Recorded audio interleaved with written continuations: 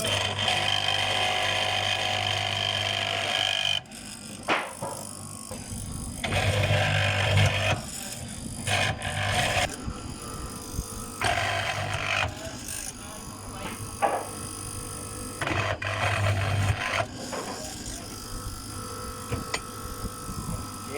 ดี๋ยวเราจะกินข้าว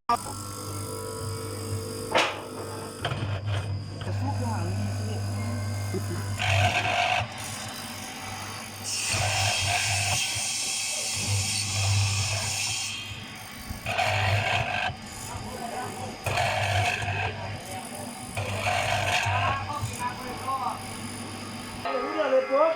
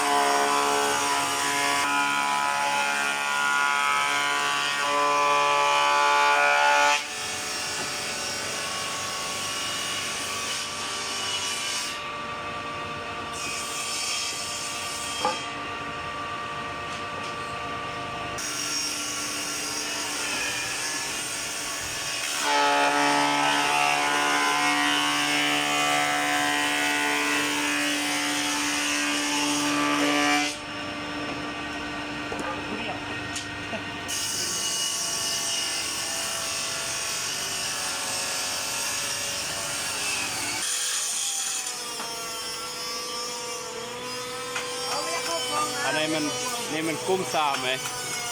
กุ้มซามแม่นแต่ผู้ล่อเลยกุ้มซามแม่นแต่ผู้ล่อเท่ๆไปเลย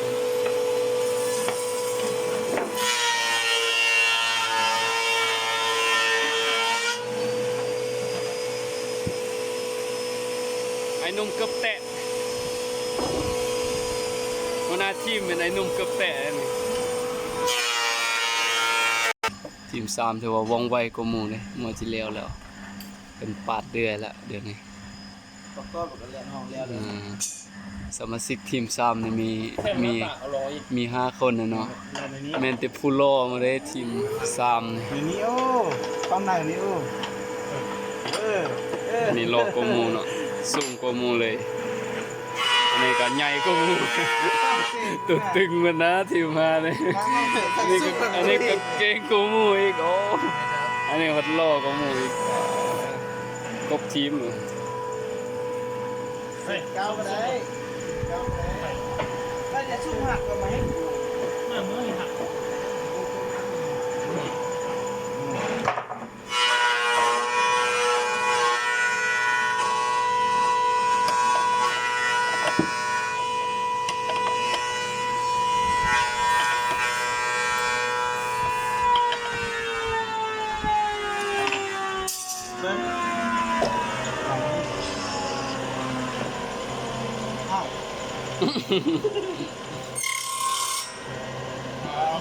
ไม่เทโอ้ปิ้งมาด้วย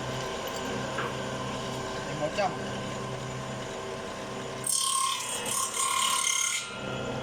ไม่โป๊ะสิ